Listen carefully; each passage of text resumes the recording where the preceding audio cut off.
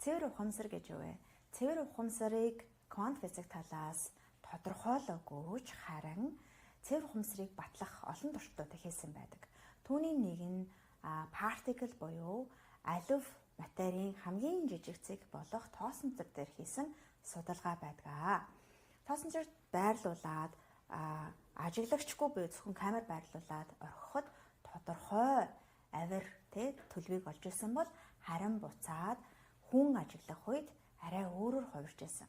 Тэгэхээр энэ нь ажиглагчийн нөлөөлөл буюу бидний хэрхэн амьдралыг харж байгаа, хэрхэн ажиглаж байгаа нь аливаа юмны төлөв, байдал хэрхэн өөрчлөгдөхийг тодорхойлдог байх нэ.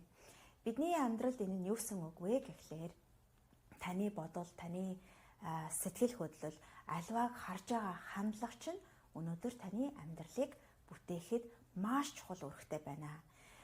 Эхний мэрэгэн ухаанд бид нар амьдралаа 50% хорвоо ертөнцтэй хамтран бүтээж байна гэж заадаг. Үнэхээр үнэн. Тэгэхээр ямар нэгэн бурхан далд хүч танаас хүчрэх зүйл таны амьдралыг удирдах байгаа биш.